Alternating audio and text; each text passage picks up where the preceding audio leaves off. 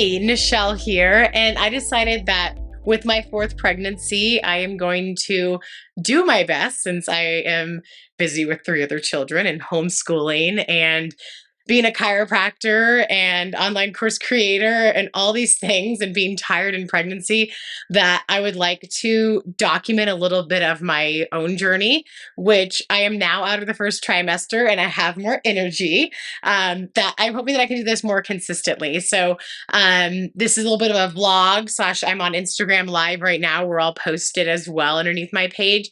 And so this intention is just to give you an idea and insight as to what pregnancy can look like during the different stages and what it's looking like for me, because everyone's journey is going to look so different. So I'm going to start going into second trimester in my next vlog, but I'm going to be focusing on what just happened in first trimester because this is my fourth time and my goodness, like it still comes as a shock as to how exhausted I am. And I feel like most people feel at least that exhaustion symptom. So a lot of people may not feel nausea. Yay, lucky them.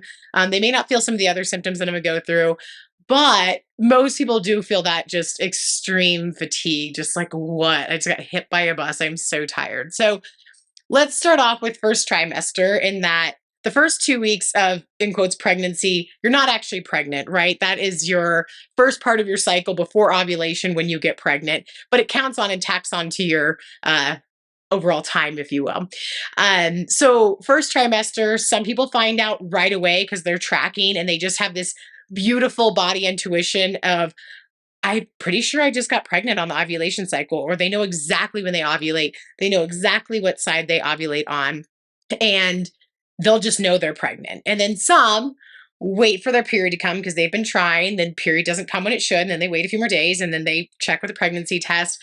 And then some people, it's a complete shock. They find out weeks and weeks later when they're like, my period should have come a while ago. So for me, this is our fourth kiddo, and I had a pretty big suspicion that I was pregnant. I did have an intuition because I was tracking my cycles as to which side I ovulated on and the sensation that I felt, along with if you track your cycle, which I highly encourage at some point doing, because it's really empowering to know when you ovulate, and you can check that in a lot of different ways. So there's a book called The Fifth Vital Sign. I'm spacing on the author's name. I think it's Lisa somebody. I can put it in the comments later, which is a phenomenal book. I think every female and even male should read it because it goes through all of the things about your cycle. And the fifth vital sign is essentially that your cycle, your period, your whole like 28 to 35 days tells you a lot. If it's too long, too short, you're bleeding heavy, bleeding light, tells you a lot about it. But it also goes into how to track your cycle and know where you're at. And there's also another book called Taking Charge of Your Fertility. That's also really great. Same kind of page with that information. So you can check your cervical fluid. You can check your cervix position. You can check your cervix, how soft it is, how hard it is, open or closed. There's all these things you can check. Of course, you'll have heard about checking temperature. Temperature is interesting because it gives you an idea if you're tracking multiple cycles as to when you ovulated, but it's information after. So it's not really the only thing you should rely on until you're getting consistent cycles. And there's so many fertility like classes out there that you could take and do and learn. One of my best friends, she was in chiropractic school with me. Her name's Dr. Deb Marin. She has a course that teaches like patients or even, anybody, laymen who want to learn about their cycle, to learn more about this. So she's a great resource. Her Instagram handle is Coronado Chiropractor, where you can learn more about that fertility information. There's a great Instagram handle called, I think it's Fertility Friday. And so there's just a lot of resources where you can be empowered to know your own body. And so if it grosses anybody out to hear cervical fluid, you should really question yourself, like, why does that gross you out? Because it tells you quite a bit about what's going on. And I truly believe that if more women were aware of this, then they would be able to not get pregnant, or it would really help them be able to get pregnant. And taking charge of your fertility and the fifth vital sign really helps with that. So first off, like I said, people are going to find out different points in time when they're pregnant. So I had some suspicions about a couple days after I missed my period and kind of sat on it and just really before I talked to my partner was like, okay, how do I feel about this? Because I need to process this before I ask somebody else to process this, right? So found pretty sure that I was pregnant. So I mentioned to my husband Antonio, like, hey, I think this is what's going on. I think that I'm pregnant again. To which I did want a fourth kiddo. So this is not a bad thing in any way, shape, or form. I did want four kids. But it was like, whoa, okay, this like might actually be happening. And wow, this is a lot because we had just moved into our new house and just a lot going on with the property. And so that can be a lot of shock to some people. Is like finding out. It can be a shock in a oh crap way, and it can be a shock in like a yay way. But either way, it's a lot to process. So some people will process it first, tell their partner. Maybe they've taken a test. I processed it, then said I think we need to take a test. Then took a test, and we looked at it together and was like, okay, guess we're doing this. And then there comes the next thing of like, okay, so maybe you find out and you're 4 weeks pregnant. So you are right around the time your period is missed and you're about 4 weeks at that point because you have the 2 weeks prior to ovulation, and then you have your 2 weeks that you're pregnant before your missed period. So people are finding out between 4 and 6 weeks commonly, and that's usually a zone where most people aren't feeling sick yet. They're not having a lot of the symptoms. Some people will, but there's not a ton of breast tenderness quite yet. There's not the nausea quite yet. They're in this like in between spot. So you're thinking now, okay, find out in 4 weeks. When do I announce? And so a lot of people hear the I'm going to announce at 12 weeks or 13 weeks when I am into my second trimester. Placenta is well formed. A lot of the chromosomal issues and common issues with miscarriage will have happened before then, not always, but will happen before then. And so then it's a safe time to tell people. Well, for some, like 12 to 13 weeks is a long time to sit on a secret if you feel like it's a secret and it's not anybody's news but yours. But for me, I don't like sitting on that. I'm like, I have patients I'm chat with every day. I'm a chatty Cathy. I've got close friends. I got family. Like it just seems weird for me to wait that long. So as soon as we found out, we knew we wanted to make sure both of our families knew, and we wanted our kids to know before them. But the kids see the families all the time. So we had to kind of tell them and then know we're going to tell both families right after that. And then once we did that, we were happy with anybody knowing. So the reason why a lot of people wait is because if you happen to have a miscarriage, everyone you just announced it to on Instagram or all the friends you told, they might still be checking in on you. How's pregnancy? How's this and that? And then it's a lot to then tell them, like, oh, we actually had a miscarriage. And, there's a lot of people now who are being really open about their miscarriages because it's really common. I think it's something like 1 in 4, it might even be more common. So, it's a topic that should be discussed, but it maybe not be something that you want to discuss with everybody. So it's really a matter of you tell the people who you feel okay telling if you were to have a loss. That's really one of the bigger things about it. So finding out, shock in a great or bad way, depending on what is going on in your life. And then when do you announce is going to be a big thing. And that's going to be totally family and person dependent on what things look like. And then who do you announce to? Do you want to do a big scene on Instagram or, a big party? Or do you just want to tell your close friends? And there's nothing wrong with either way, right? It's just what goes on for you. And then how do you announce it, right? So first kid, sometimes you're like, I'm doing something really cute and like let them know in a cute way. And then, it changes each kid. So for us, for our families, we didn't do anything like super grandiose this time. We basically just had the kids say, guess what? We have a surprise for you. And then Tage is our third kiddo. And we said, Tage is going to be a big brother. And they're like, wait, oh. So there's so many different ways you can take pictures. You can have them wear a shirt that says I'm a big brother. You can have so many things. You can just, have a card that has an ultrasound in it, but there's so many different ways you can do it. And then we had a fun post because of our new farm property that we just said, we made a sign that said one more set of farm hands. We had our barn in the background and all the animals and things like that to announce to like the Instagram world and just a cute picture. So let's talk about first trimester because it is a whirlwind, which is honestly why I have not come on here and done this vlog and live yet because I've wanted to, and then it's just like too much to handle. It's like way too much. So because you're just too tired. So like I mentioned, I have a chiropractic practice with Antonio. I have an online course. I'm building an online course like company with my friend Katie Braswell. And it's just like one of those things that's like I'm too tired with that, and then having three other kids and homeschooling and doing all this work on our new property that's an acre. It's been a lot. So but I do think it's important to share what's going on with each person because it helps people feel less alone, get ideas as to what you can do for certain symptoms. So I'm going to tell you some of my symptoms and what I have done for them. And then also just like I'm coming from the perspective of this is my fourth time around. So everything I feel like the first time was just so much more like, this and that. And I know like when things are going to end for me and I know how things go. And so none of this is a shock for me. I don't have the nuance of it being the first time I'm becoming a mom on top of all these other things. So the first symptom, like I mentioned, is being tired. And so, one thing that I was able to really let go of with subsequent pregnancies after my first is just being okay with taking naps and being okay with going to bed at 7 p.m. or 8 p.m. and just not feeling bad about it now. I do, just if anyone knows me, love being productive and efficient and just getting stuff done.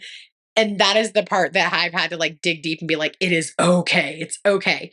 So being tired, letting myself take those naps because I know it'll go away. But each time I forget how stinking exhausting it is, how tired it is in first trimester.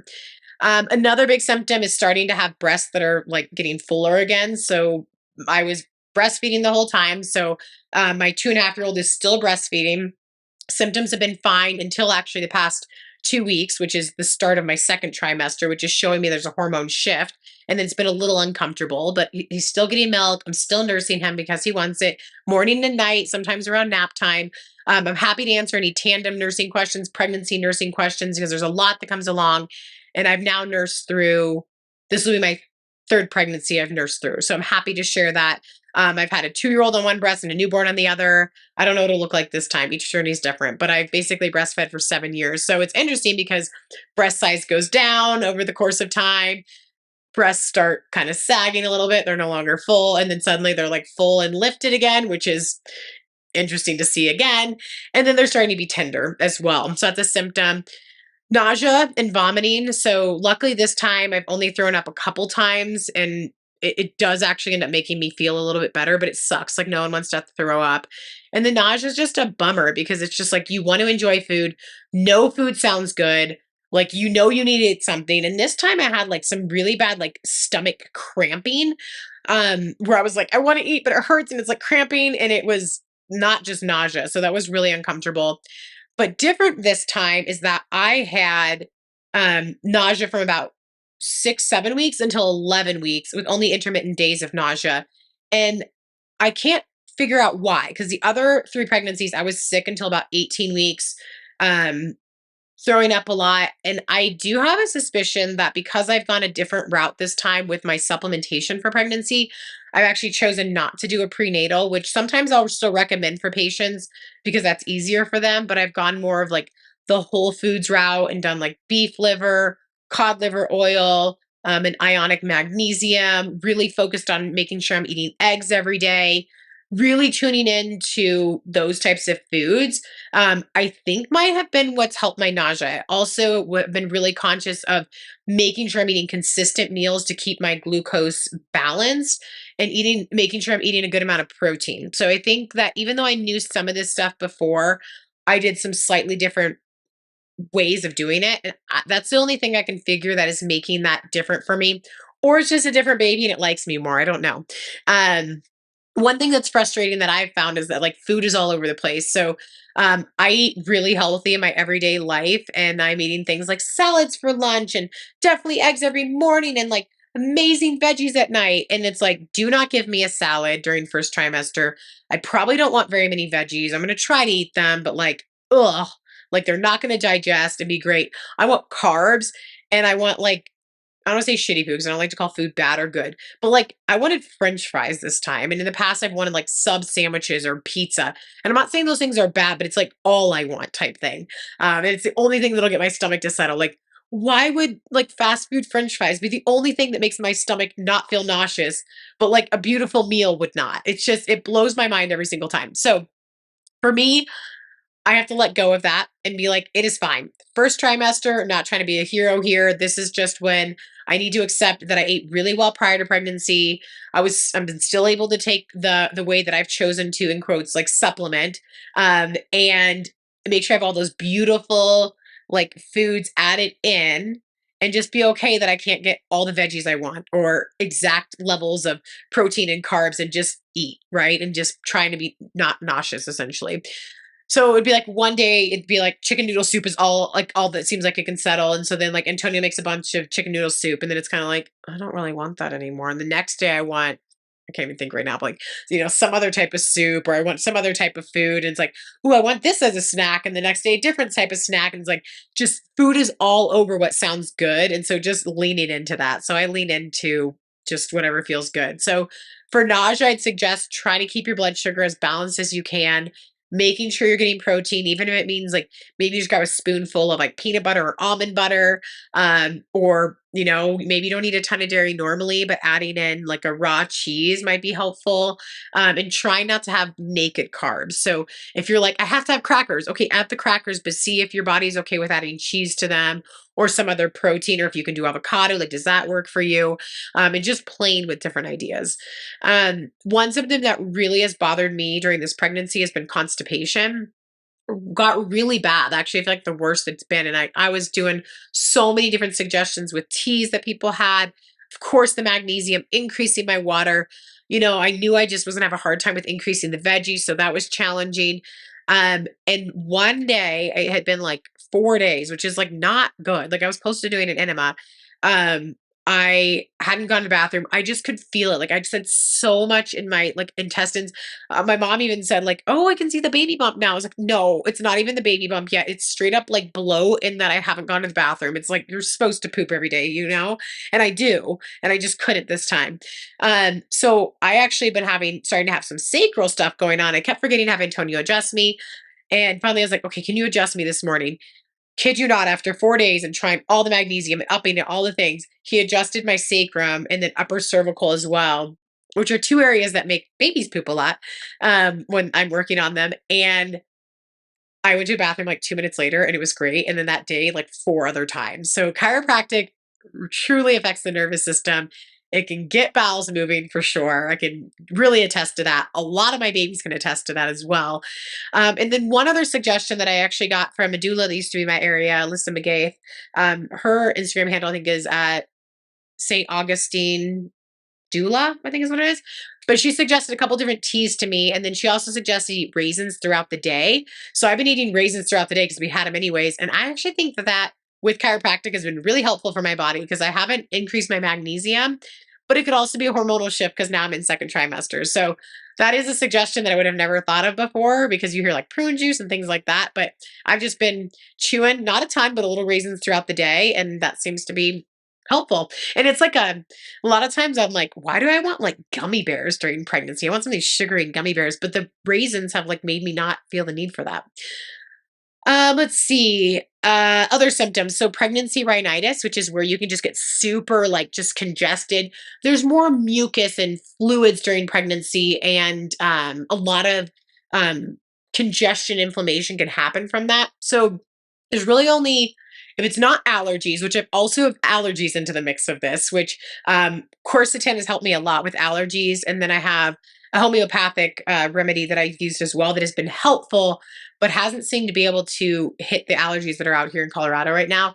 But two things that are really helpful that I found to help me breathe at night so I'm not mouth breathing, because then you wake up with a sore throat and like you don't want to mouth breathe. You don't want to be a mouth breather. That's not great. And I'm not classically, but my nose has been really stuffed from this pregnancy rhinitis. Is there's the Breathe Right strips, which I just have an off-brand nasal strips. But the problem with this is that it actually helps really well, like lifting up and helping like open that nasal passage. But you can't wear them too many days in a row or like makes the skin really sensitive. And I ended up having like a little piece of skin get so sensitive, it like peeled off. And I was like, ow. So I had this little like scab for a little bit. So then I was like, I don't want to wear those for a couple days. So then I got these really cute and sexy anti-snoring nose vents. And I don't believe I was actually snoring. We got these off of Amazon. And this is what they look like. And you put them up your nose and it opens and allows you to breathe. So that's been helpful for me as well. Amazon, they come in 12. I'm like, I don't need 12 of these, but I have 12. And that's helped a lot. And then as a chiropractor, I do hate admitting this because it definitely can crank on the neck a little bit. I've done like a slight, ever so slight incline just so that I'm not flat laying back. So I've done a little slight incline, but I've been really aware of the angle to help with my neck. And then I live with a chiropractor, so he can help my neck. But I'd rather breathe at night because that's really, I notice that if I'm not breathing well through my nose, it increases my nausea. And it just makes me feel more fatigued because I'm just like heavy breathing. So something to consider there is that if you're not breathing well, that could be impacting these other symptoms. Like breath is really important. Making sure you have nice, good breathing, oxygen flow is really important. And then a neti pot is really helpful as well. And you can make your own salt and baking soda solutions, but that doesn't always cut it either. So kind of a combination I've had to flow through. Other thing during pregnancy, I am hypermobile, so I screen all my patients through the Baton scale, seeing if they're hypermobile, because hypermobile patients I've found are a lot more likely to have pubic bone pain and SI pain during pregnancy. And I am hypermobile. I have not been working out as much and doing stability exercises. So then I added them back in because I know what I need to do. I'm just tired and it's hard to do it. So it really helps me reminders like relate to your patients. This is how they feel too. But that sacral pain, I've been feeling at night, so I have to shift a little bit more.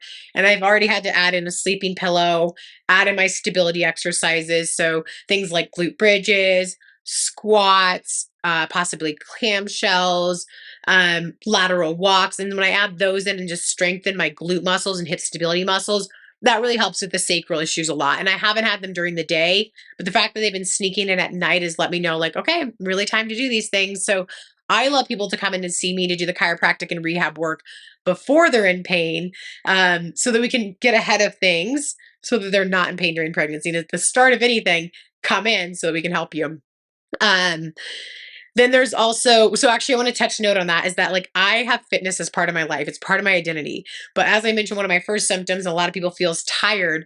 I have to let go of that life is just a little bit different in first trimester, and that working out is really just not high on my agenda. I'm tired. I have so many other things to do that I let myself be okay with not working out. And I'll do my rehab. I'll fit in a few squats. I do a lot of yard work and I'm like, I'm moving. That's what I want is movement. It is okay if I'm not working out during first trimester.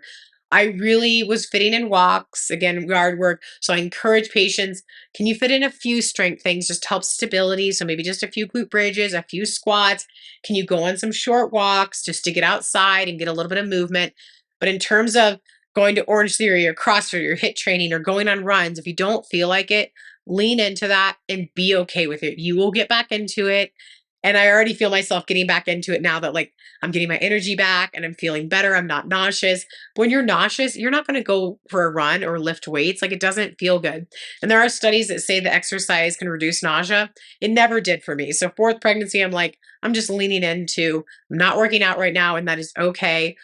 I'll get back into it. And so that is what I'm getting back into in second trimester. So first trimester, sleep struggles can also start. So I found that some nights I'm like waking up every other hour. Magnesium can really help with that. And working out can actually help with that quite a bit too for me. So once I start working out again, it really helps getting into deeper sleep. And then let's see. Oh, the last thing I want to mention, and then I'll stop here, is that one of the hardest parts for first trimester for me is not feeling like I'm being productive, which I'd mentioned already. And that's really hard for me within the family because it's like, I don't want to cook meals because I'm nauseous and I'm tired. And I was like making bread all the time. I didn't want to do that for the family. It's like, oh, going out and helping with the chickens and ducks, like, no thanks. Like, I'm too tired. And helping get the kids to bed, I'm too tired and don't feel good. And just like not contributing the way that I want to contribute doesn't feel good for me. And then in my businesses, it's tough to just be like, not like I'm gonna go to bed.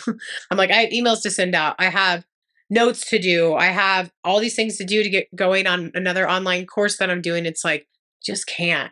And then I could feel my energy ramp back up around like 13 weeks where I'm like, yes, get this done, get that done. So I knew it would be temporary, but in first trimester, if you are not feeling productive or efficient or feeling like, man, like your partner's having to carry so much of the load because you don't want to cook and you don't want to like help the kids get to bed or whatever it is, like it's okay. It won't last forever.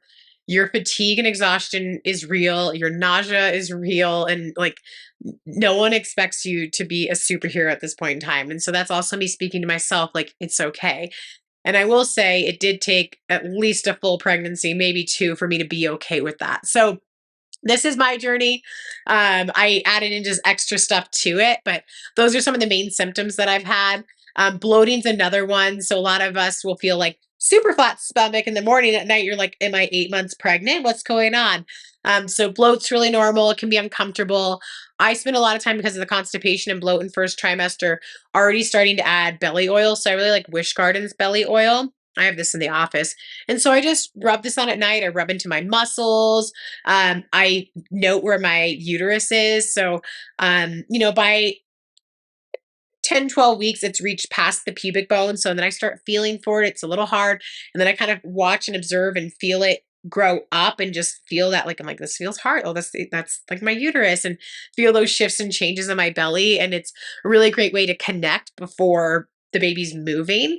And then just starting early with the oils and nourishing that skin that's going to go through a lot. And then I'm just in the habit of, I've just massaged my belly at night, and I do that every night during pregnancy. And it feels great. And it's really helpful to keep your abdominal wall muscles just like loose and pliable and not like super tight and tense. And I did a lot of wheelbarrow, like dig like bunch of dirt into the wheelbarrow and like lifted it and moved it over here and did a ton of loads. And I noticed I started to have like a trigger point in my abdominal wall. And so I don't want that trigger point to get worse and worse, and it's an extreme pain as things start like expanding. So it's like I grabbed this oil and then I got all over my belly and was digging in and working on that. So just a few things for first trimester. Next time I do a live and a vlog, I'm going to come on and talk more specifically about what I'm doing each week or every other week and dive into the movement I'm doing, symptoms I have. The rest of them will be shorter, but this has been like encompassing all of first trimester for myself, letting you feel like you can give yourself some forgiveness if you're not doing a lot right now. And if you have any questions, just reach out to me because I'm happy to answer those pregnancy questions. All right, bye, you guys.